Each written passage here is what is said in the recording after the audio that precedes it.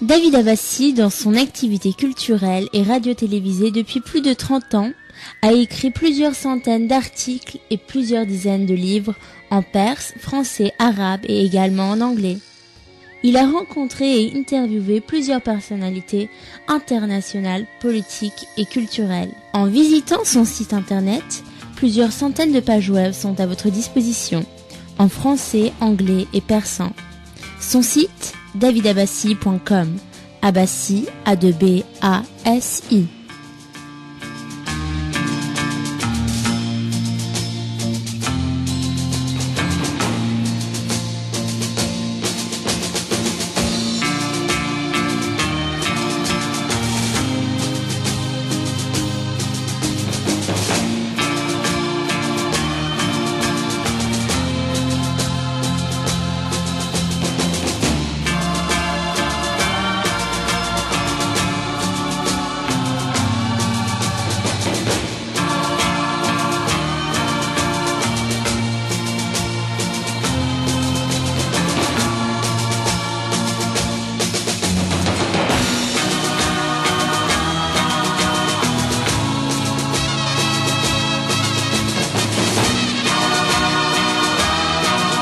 Alors mes chers amis, ce soir on va recevoir Alan Soral. Alan Soral, vous le connaissez bien, plusieurs fois il était notre invité et nous sommes à la fin de l'année 2007. D'ici quelques heures, l'année 2008 va commencer, mais quand même on peut dire bonne année Alan Soral. Bonsoir Alan. Bonsoir. Comment bonne ça va? Fête et meilleurs vœux. Bah, ça va. Bonne fête et meilleurs vœux pour vous aussi. Alors, l'année 2007, selon Alan Soral, comment ça se termine, Alan? Comment ça se termine? Bah, par une apothéose sarkozyste, visiblement. Oui. Tu es toujours contre Sarkozy, c'est-à-dire?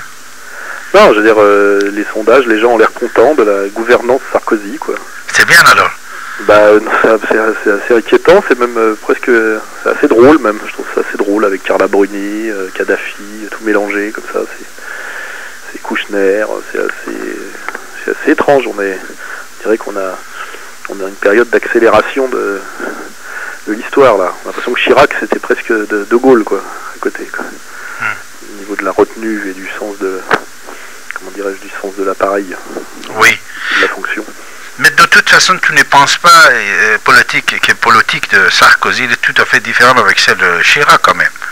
Ah bah c'est clair que là on est retourné sous le giron de la puissance atlantiste quoi.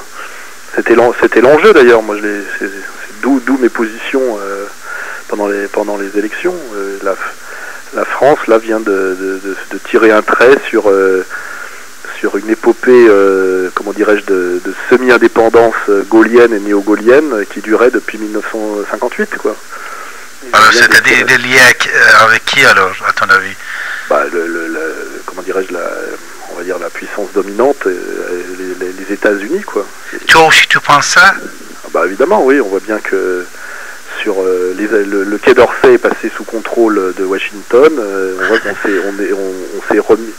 On a rompu avec une politique un peu indépendante et équilibrée sur toutes les questions du Moyen-Orient, de la Méditerranée. Là, on est repassé dans le giron, on va dire, anglo-saxon, quoi. Déjà, moi, je suis pas d'accord avec toi. On va voir ça ensemble. Mais déjà, tu vois pas certains projets intéressants de côté de Sarkozy? Tu vas refuser, tu vas condamner tout? Non, je condamne pas tout. Qu'est-ce que tu soutiens dans ces programmes, dans tout ce qu'il a commencé depuis qu'il est président? Qu'est-ce qu'il a fait que ça t'a plu? Par exemple, arriver de Kadhafi, au moins, ça va plaire à Alan Soral. Ah oui, non, mais moi, Kadhafi, ça m'a pas gêné du tout. Hein. Voilà. Alors, parce que toi, quand tu es en train de critiquer... C'est l'incohérence globale qui me gêne, c'est de mettre Kadhafi plus Liliane Bettencourt, plus... Jean-Marie Bigard chez Benoît XVI, plus cette espèce de barnum, quoi. Il y a un côté mélange d'affairisme, de gestion people, pour cacher en fait, oui, un retour dans le giron du mondialisme libéral, c'est-à-dire le mini-traité qui est en fait s'asseoir sur le non à la Constitution. persécution et nous mettre sous stricte dépendance de l'Union européenne, retourner en gros dans l'OTAN, être même à la droite des néoconservateurs sur l'affaire iranienne, avoir des militaires en Afghanistan, enfin je veux dire tout ce qu'on faisait pas avant ou qu'on essayait de pas trop faire avant, quoi, et ça caché par effectivement du people et puis une espèce de ce qu'on appelle le bougisme, l'illusion des réformes en fait, qui consiste à parler des réformes, à démarrer des réformes, à ne pas les accomplir ni les finir, et à passer à un autre chantier de réforme et à ne pas l'accomplir et ne pas le finir. Je crois que là-dessus Le Pen a bien analysé, c'est-à-dire il ouvre des chantiers, mais il ne fait que les ouvrir, et il passe de l'ouverture d'un chantier à l'autre, ce qui donne l'illusion de l'action. Alors les Français, ça plus le people, visiblement pour l'instant, vu le dressage médiatique, là, ça leur va, ça les fait. Il y en a que ça amuse et d'autres qui trouvent que ça bouge. Ils ont l'impression que la France et que le pouvoir est actif, quoi. Voilà. Alors, on va commencer par une petite question de la famille. Est-ce qu'une famille, si cette est unie et respectable, c'est bien ou non? Une famille unie, si c'est respectable? Oui. Bah, en général, c'est mieux. Oui, ça donne une idée. C'est bien d'être uni. Union, c'est bien ou non? Oui, ça donne une idée. Alors, en dehors de la famille, notre pays, soi-disant, si le pays il est uni, est-ce que c'est bien ou non? Si le pays est... Oui, mais enfin, laisser les projections comme ça de transposer dans un pays quelque chose qui est là pour la famille, tu vois, c'est toutes ces métaphores comme de comparer un homme à un animal, tu vois. Non, je veux arriver à union internationale, à la paix internationale. Ça veut rien dire. Si, alors écoute, quand on est unis, quand on arrive à mettre une fin au conflit international... Pardon? Unis avec qui? Donc à ce moment-là, il faut être uni aussi avec l'Iran, alors, et puis avec la Russie de Poutine. Il faut faire la grande Europe avec la Russie. Avec Poutine, il n'y a pas de problème, mais avec l'Iran aussi, si Ahmadinejad et le pouvoir iranien arrêtent à embêter les autres et exporter les terroristes. Parce que tu sais, question d'Iran, Alain, actuellement, je sais que tu étais au Liban avec Hezbollah libanais et tous ceux qui sont proches d'Iran, mais une chose que tu dois savoir, si l'Iran aussi il abandonne ses idées d'exporter le terrorisme, c'est-à-dire... Ça veut dire tout ça. Moi, tu sais, j'essaie d'être dans le sérieux, tu vois. Moi, je sais qu'il y a des rapports de force, des forces en présence, des zones de conflit, mais le terrorisme, tu vois, je sais pas ce que ça veut dire. Je sais, peut-être toi, tu dis la résistance, mais moi, je vais te dire... Il y a des gens qui disent résistance, d'autres terrorisme. Oui, c'est bon, c'est... Tu permets que je sois un peu plus précis, s'il te plaît? Si tu veux, moi je voulais pas arriver à ce point-là, mais puisqu'on est arrivé... Non, mais moi tu me disais, la famille doit être réconciliée, l'amour, etc. Je dis, bah oui, voilà, le pays, le monde entier. Le monde entier, bah, là, pourquoi uniquement réconcilier les gens sur les principes de domination d'un seul monde qui s'appelle le monde, on va dire, américano-protestant sioniste. Est-ce que tu permets qu'on finisse l'Iran après la Houma, tu vois? Tu permets qu'on finisse l'Iran après on va d'ailleurs. Concernant l'Iran, par exemple, quand l'Iran il envoie des terroristes ici en France, comme Anis Naqash, pour tuer les citoyens français, alors ça c'est un acte de terroriste ou non? Ce n'est pas de résistance. Nous sommes en France, dans un pays libre. C'est le rapport avec ce qui se passe en ce moment. Tu sais très bien que tout ça a été lié au dossier de l'atome iranien que nous avions pris. Non, je parle de Chapour Bakhtiar. Je parle de Chapour Bakhtiar, je parle des engagements que le gouvernement français avait pris. Et l'argent qu'avait donné le gouvernement iranien à l'époque. Non, je parle de Chapour Bakhtiar, l'ancien Premier ministre. Je parle de Reza Mazlouman, qui était un écrivain comme toi. Quand il a assassiné en 1996 Hezbollah libanais sous le compte d'Iran, il l'a assassiné à Créteil à Paris. Il était un écrivain, il ne faisait aucun acte militaire contre l'Iran. Et il était un écrivain modeste. C'est le rapport avec ce dont on parle. C'est l'Iran. Non, parce qu'on a parlé d'exportation de terrorisme. Je ne veux pas tomber dans la stupidité. Je veux dire, moi, ce que je vois aujourd'hui, c'est qu'il y a une hyperpuissance qui a un projet, et qui est un projet quand même de domination, qui s'appelle les États-Unis d'Amérique, sous gouvernance... Est-ce que la France est dominée par l'Amérique ? Non, mais laisse-moi finir. Sous gouvernance, néoconservatrice. Les théories des néoconservateurs, on les connaît, elles ont été décrites dans des livres qui sont publiés déjà depuis 15 ans, et voilà, je ne pense pas que l'Iran a les moyens de beaucoup déstabiliser la planète. C'est une petite puissance puissance intermédiaire, encerclée, qui n'a pas de prétention hégémonique. Je ne crois pas que la Perse ait beaucoup nui à la France même depuis la nuit des temps. Et moi je vois qu'aujourd'hui, les gens qui ont un projet de domination par rapport au monde et qui déstabilisent et qui produisent de la violence, des guerres, etc., il me semble aujourd'hui que c'est le gouvernement qui est en place aux États-Unis. Le reste, pour moi, c'est de la branlette ou de l'escroquerie, c'est tout. C'est-à-dire que la Perse n'a pas envahi, n'a pas réattaqué l'Afghanistan, n'a pas créé des centaines de milliers de morts, voire des millions de morts en Irak en ce moment. Je veux dire, d'où vient la violence? C'est ça que voilà. Après, ça c'est des effets secondaires. Je veux dire, l'Iran est pris dans ce qu'on appelle cette stratégie de redécoupage du Moyen-Orient et essaye de tirer son épingle du jeu. Ça m'intéresse pas spécialement, c'est-à-dire que j'ai pas besoin d'être ni pro ni contre les Iraniens puisque ça va pas changer grand-chose à ma vie en France, mais je ne veux pas, si tu veux, adhérer au catéchisme officiel qui consisterait à dire que l'Iran est le problème numéro 1 du monde, que c'est le pays qui déstabilise le monde, que le président iranien est le nouvel Hitler. Tout ça, c'est très vulgaire, enfin, c'est de très bas niveau, quoi. Donc j'essaie de comprendre ce qui se passe et je vois que comment dirais-je, la force qui fait bouger les choses en ce moment et qui crée du déséquilibre, c'est plutôt la puissance atlantiste, voilà, et que nous étions déjà sous son contrôle au niveau médiatique, nous sommes sous son contrôle au niveau médiatique, politique, et on le voit avec le gouvernement Sarkozy, et notamment avec le Quai d'Orsay, avec les déclarations de Bernard Kouchner. Là, on est dans le sérieux. Après, moi, je me dis, j'attends que ça passe, et puis ce qui m'intéresse plus en France, c'est plutôt la vie chère, tu vois, les écarts sociaux qui se creusent, le lent écroulement des classes moyennes, l'abêtissement des médias, enfin c'est plutôt ça moi le problème de l'immigration, c'est plutôt ça qui me pose problème. Moi je ne suis pas hystériquement passionné par l'affaire d'Iran, mais je ne veux pas cautionner une lecture, comment dirais-je, bébête, quoi. Voilà. Tu peux parler là maintenant, Alain? Oui, c'est bon. Alors, Alain, déjà, moi, c'est mon avis, et avis de la majorité du peuple perse, et la République islamique d'Iran, ce n'est pas la Perse. La République islamique d'Iran, c'est un pouvoir religieux musulman qui est tellement loin de pensée perse, déjà. Mais on va laisser tomber Ahmadinejad, on va venir de l'autre côté, parce que ça, on ne peut jamais arriver sur certains points communs. De toute façon, moi, si tu dis ça, il fallait peut-être pas à l'époque que la puissance américaine, si tu veux, déstabilise le Shah d'Iran et qu'avec la complicité de la France, puisque je signale que l'Ayatollah Khomeini, on l'a hébergé nous-mêmes à Neuf-le-Château pendant des années, et que si les Américains n'avaient pas voulu que la révolution islamique s'effectuer, elle ne se serait pas effectuée. Donc voilà, je veux dire, on arrive toujours à des gens qui ont les moyens de déstabiliser des pays, qui traitent les peuples et les nations comme des pièces sur un échiquier, qui font bouger à leur guise en fonction de projets, de visées qui sont souvent d'ailleurs étranges et parfois même des objectifs qui sont ratés. Mais moi, ce que je remarque, c'est que si on n'avait pas envie de cette République islamique, elle n'est pas, comment dirais-je, cette révolution ne s'est pas faite toute seule. Non, les Américains, ils veulent de cette République islamique d'Iran. Mais ils ont aidé à se mettre en place. Mais actuellement, vas-y, fais une recherche sur Halliburton, la compagnie pétrolière américaine. Halliburton était installé en Iran depuis le Shah d'Iran. Il est déjà installé tout de suite ici et maintenant. Il travaille en Iran.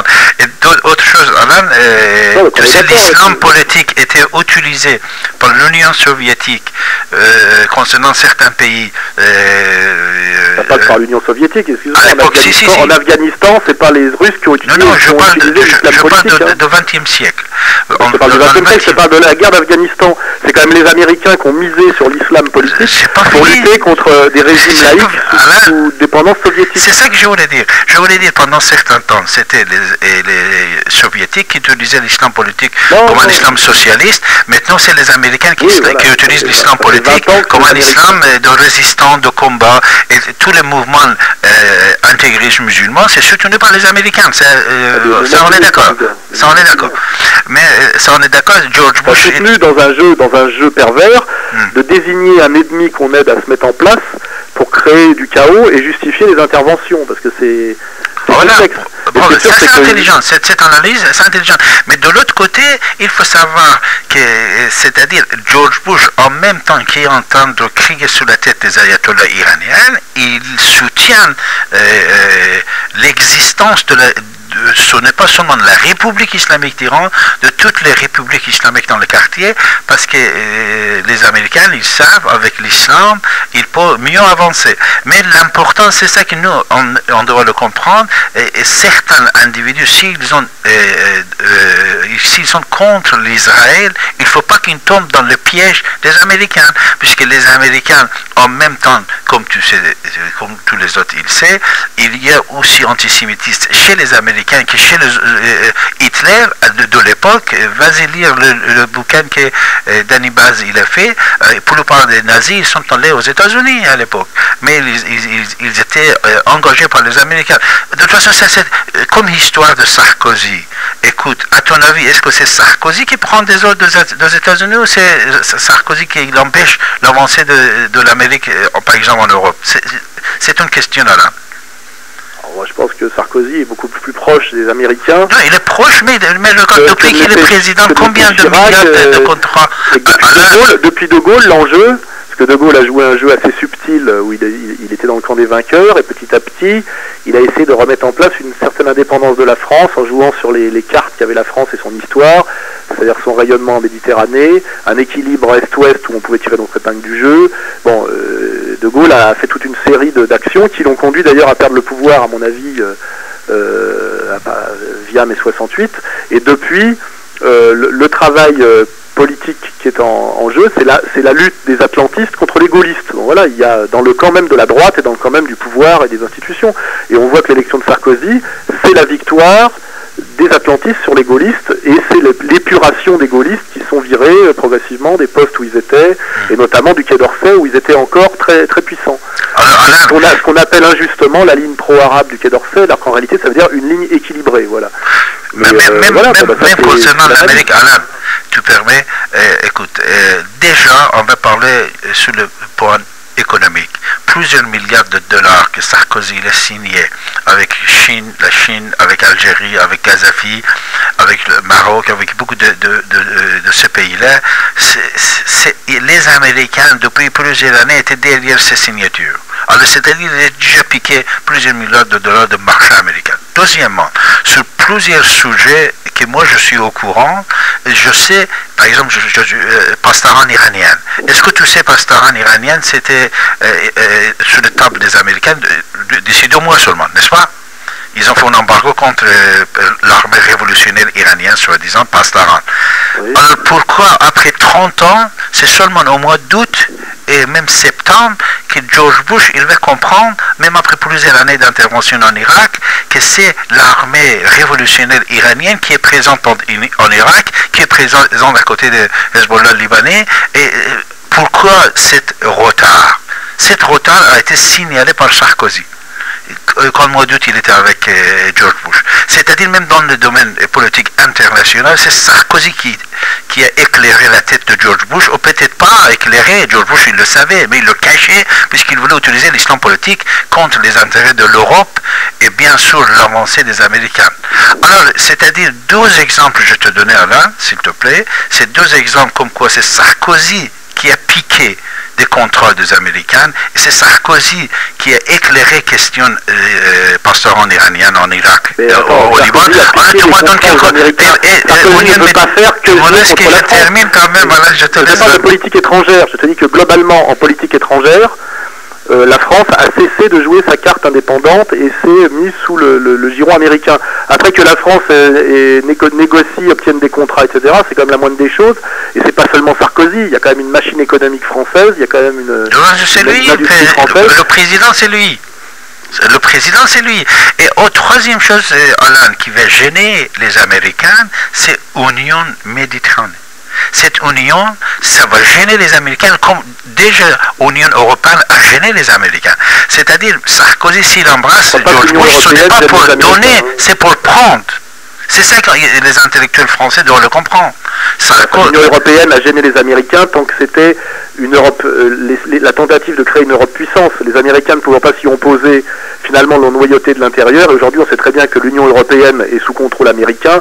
La preuve, c'est que les anciens hauts dignitaires de l'UE se retrouvent placés comme comment il s'appelle, monsieur, enfin l'ex-bras droit de Delors. On voit bien que ces types-là sont recyclés directement dans des hautes instances américaines après. Il n'y a pas de différence pour moi entre l'UE et les États-Unis, parce que c'est la même logique du FMI, la même logique de l'Organisation mondiale du commerce. On voit bien que Strauss-Kahn a pris la direction du FMI, appuyé par Sarkozy, et il est évident que si les Américains n'avaient pas voulu, ça ne se serait pas fait. Donc tout ça marche de concert. Je pense que c'est la même vision du monde.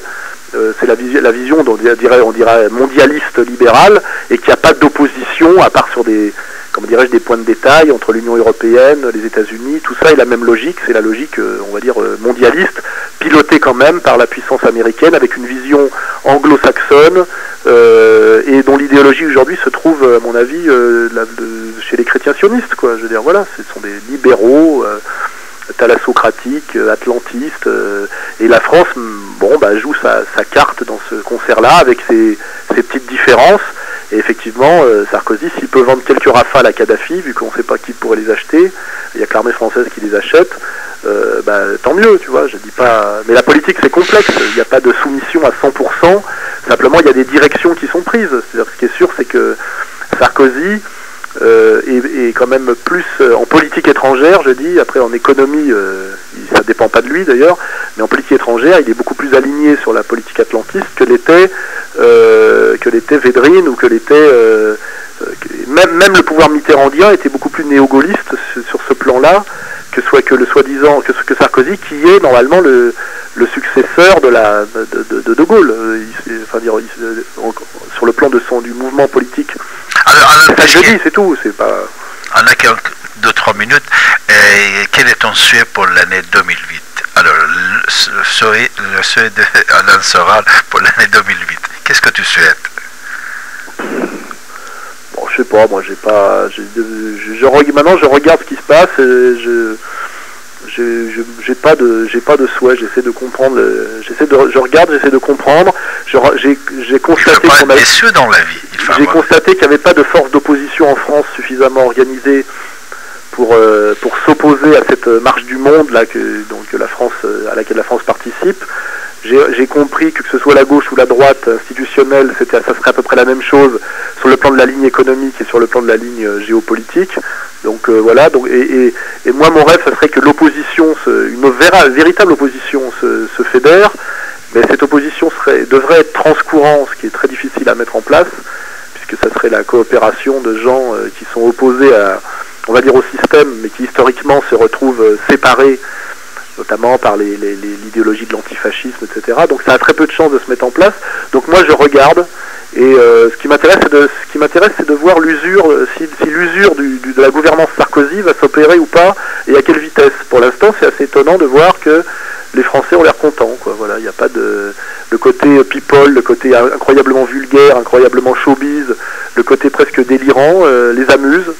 Et moi aussi, à une limite, je me dis, bah oui, finalement, c'est assez drôle, quoi, dans une période un peu de n'importe quoi, c'est drôle, quoi, voilà. Et c'est drôle, enfin, économiquement, c'est peut-être pas très drôle pour les catégories sociales défavorisées, parce que je pense que on est dans une période de grande précarité, où des catégories entières de la population, les populations d'origine populaire ont de plus en plus de mal à joindre les deux bouts, mais il y a une espèce de spectacle délirant qui est intéressant, et moi je te dis, j'ai pas d'espoir, entre guillemets.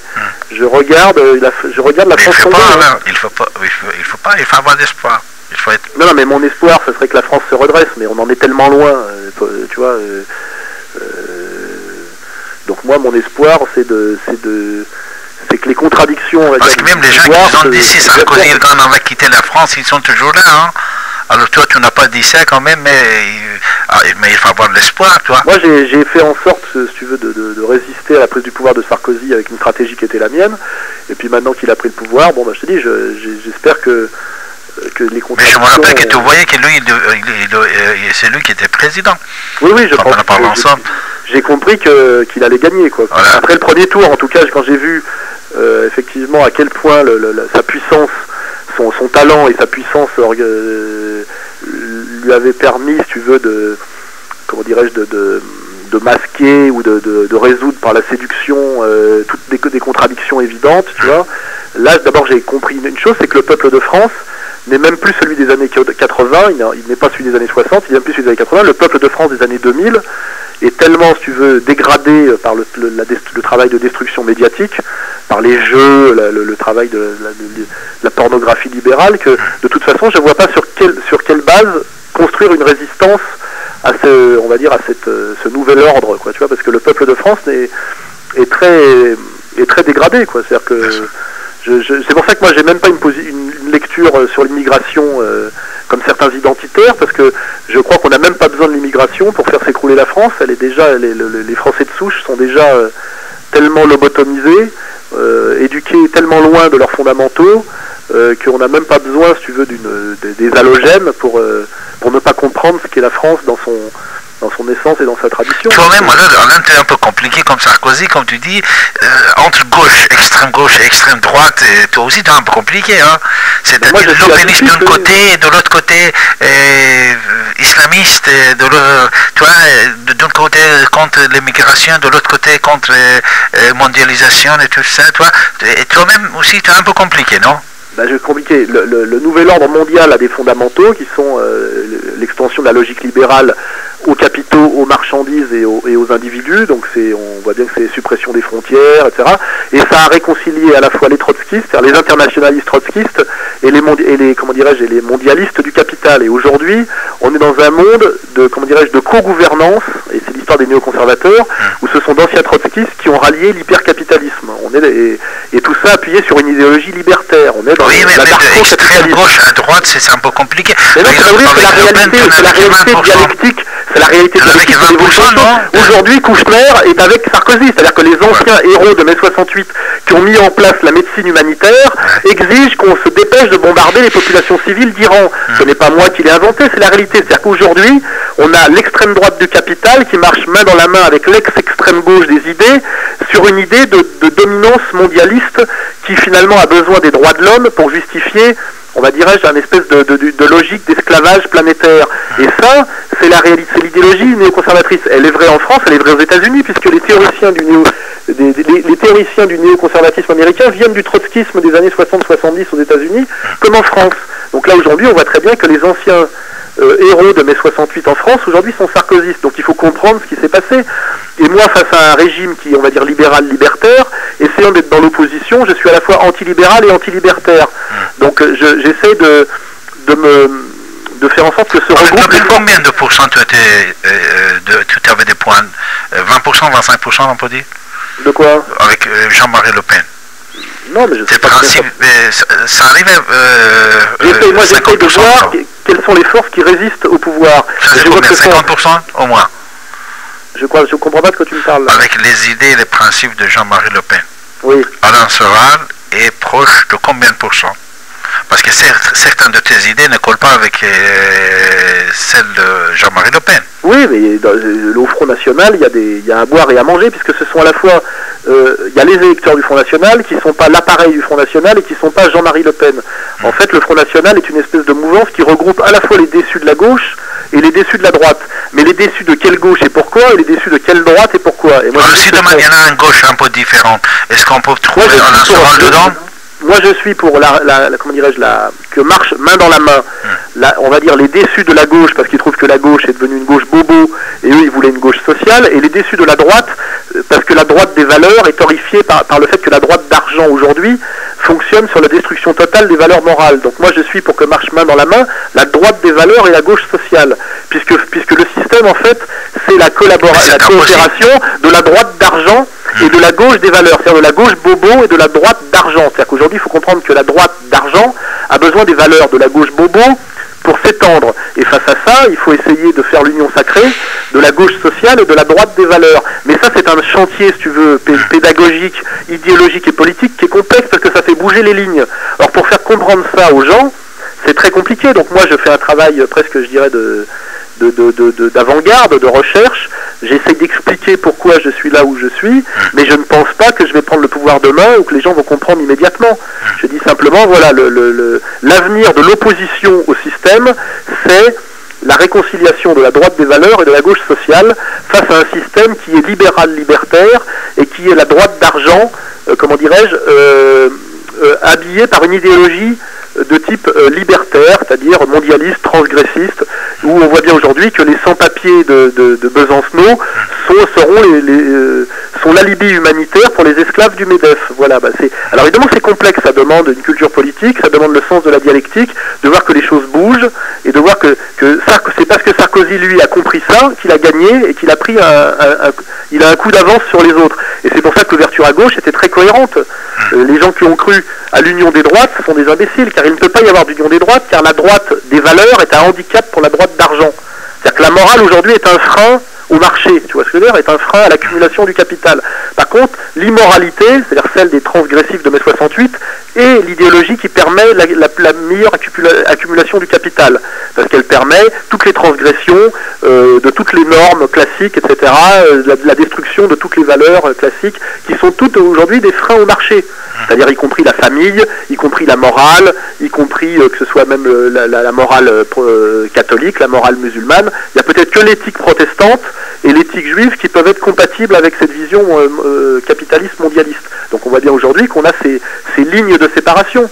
C'est pour ça que moi je suis dans une position très compliquée, parce qu'à la fois je suis contre l'immigration, et je suis donc contre l'islamisation sur le plan quantitatif en France, mais sur le plan qualitatif, je n'ai pas beaucoup de critiques à formuler contre les valeurs de l'islam, car je pense que ce sont intrinsèquement des valeurs de résistance à la mondialisation capitaliste. Donc tu veux les problèmes sont très compliqués. C'est pour ça que quand les problèmes sont aussi compliqués, la stratégie de défense étant complexe est vouée à l'échec. Parce que pour gagner une bataille, il faut que les slogans soient simples, pour pouvoir fédérer des gens sur des concepts simples. C'est pour ça qu'on voit bien que le fonds de commerce du Front National était un concept simple. Tout est à cause de l'immigration, lutte contre l'immigration. Ça marchait très bien, tu vois. Aujourd'hui, c'est d'ailleurs toujours valable, mais aujourd'hui on fait un glissement de l'immigration à l'islam. En réalité, déjà ça, cette analyse est un peu fausse, tu vois. Alain Serral, à la fin de l'année 2007, on vient d'apprendre quelque chose de très intéressant de ta part. Cette idée est en même temps qui est très très intéressante et très très bizarre, d'extrême gauche vers extrême droite ou d'extrême droite vers extrême gauche, avec l'analyse que tu as donnée. Moi je pense que tu devrais fonder une partie politique à toi-même, puisque ce que tu dis c'est un peu différent de ce que Besancenot il dit, de ce que Jean-Marie Le Pen il dit, c'est-à-dire de deux extrêmes. Tu es en train de tirer une synthèse. Pour ça il faut créer ton parti politique. Moi j'ai créé une petite association qui s'appelle Égalité et Réconciliation, où on essaye nous justement de produire ces analyses politiques et de montrer par exemple que je suis pas le seul, parce que tu as un intellectuel comme Michéa qui écrit des choses qui sont assez proches de ce que je dis, De Benoît aujourd'hui est sur la même ligne, Gluckstein du Parti des Travailleurs est pas très loin. Ils sont avec toi dans l'association ou non? Non, ils sont pas avec moi. Il faut les prendre dans ton association. La même analyse. Il faut faire un parti politique au lieu de faire l'association. Il faut faire un parti politique. Mais un parti politique, ça demande énormément d'argent. Moi, ce que j'essaye, c'est de peser. Comme si tu fais un parti politique et tu as des adhérents, tu vas avoir l'aide de l'État. Historiquement, le seul parti politique qui attire de manière intuitive les déçus de la gauche et les déçus de la droite, c'est le Front National. Et moi, ce que j'ai essayé de faire à un moment donné, c'est de je crois que faire le Front National, c'est fini, Alain, en France. Non, mais c'est terminé. parce que je te dis ce que j'ai essayé de faire. Oui. J'ai essayé de faire d'apporter mes idées au Front National pour qu'il évolue, parce que c'est celui qui était le plus près de tout ça. Parce qu'effectivement, les gens qui votent Front National sont des gens de la droite des valeurs, qui sont déçus par la droite d'argent, et des gens de la gauche sociale, c'est-à-dire des anciens électeurs du Parti communiste, qui sont déçus par la gauche bobo. Et il fallait simplement à un moment donné convertir cette intuition en doctrine. Et l'endroit le plus proche, l'endroit où c'était peut-être possible, où c'est peut-être possible, c'était plus le Front National que la LCR. Parce que la LCR, ce sont des mondialistes, et ils sont internationalistes de façon, par principe et de façon essentialiste. C'est-à-dire qu'on ne peut pas à la fois défendre les acquis sociaux et les travailleurs français et être pour la régularisation des sans-papiers. C'est strictement contradictoire sur le plan idéologique et économique. Et d'ailleurs, Gluckstein l'a très bien dit, l'a très bien compris. Il a dit aujourd'hui, je suis nationaliste par internationalisme. C'est de la dialectique. C'est-à-dire quand on veut défendre l'internationalisme des travailleurs, il faut bien comprendre que ce qui défend défend les travailleurs globalement, ce sont les frontières aujourd'hui. Donc on doit être nationaliste par internationalisme. Et ça, c'est de la bonne dialectique marxiste. Mais ça demande un cerveau qui fonctionne et de l'honnêteté. Alors je pense qu'à la direction de la LCR, il y a pas l'honnêteté, et au niveau des gens que ça séduit, pas l'intelligence. Donc aujourd'hui, effectivement, ce que j'essaie de faire comprendre, c'est qu'un Besancenot, le MEDEF en a besoin, et c'est pour ça d'ailleurs qu'il est très bien vu par les médias, parce que l'alibi humanitaire des sans-papiers et de la régularisation des clandestins est exactement l'alibi qu'il faut à la libre circulation des travailleurs, selon la volonté du marché libre, et que donc, si tu veux, le MEDEF, qui a besoin de libre circulation des travailleurs, a besoin de l'alibi humanitaire de Besancenot pour valider cette loi d'esclavage. Et donc aujourd'hui, on voit bien qu'il y a une collaboration non sue ou cachée de l'idéologie trotskiste LCR et de l'idéologie libérale mondialiste. Et c'est ça qu'on appelle le libéralisme libertaire, et c'est ça qui explique l'ouverture à gauche de Sarkozy. C'est-à-dire que quand Sarkozy a pris le pouvoir, il n'est pas allé chercher des gens à sa droite ou à l'extrême droite. Ça serait un handicap pour lui. Il allait chercher des gens à gauche, c'est-à-dire des libertaires, des héritiers de mai 68. Et ça fonctionne assez bien, mais pour moi c'est quelque chose d'un peu diabolique. C'est quelque chose qui ne va pas dans le sens du bien. Voilà, donc je ne nie pas l'efficacité du truc, je ne nie pas le talent, je dis que moi c'est un monde qui ne correspond pas à mes aspirations. Ce monde de la toute-puissance, de l'argent et de la marchandise...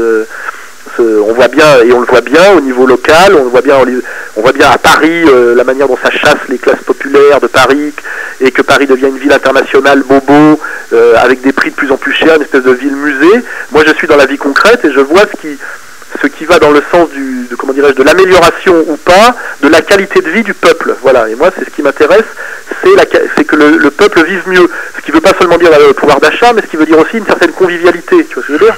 C'est ça qui m'intéresse. Alors c'est compliqué tout ça, je sais très bien qu'avec des discours comme ça, je ne vais pas, si tu veux, séduire la ménagère au journal de 20h.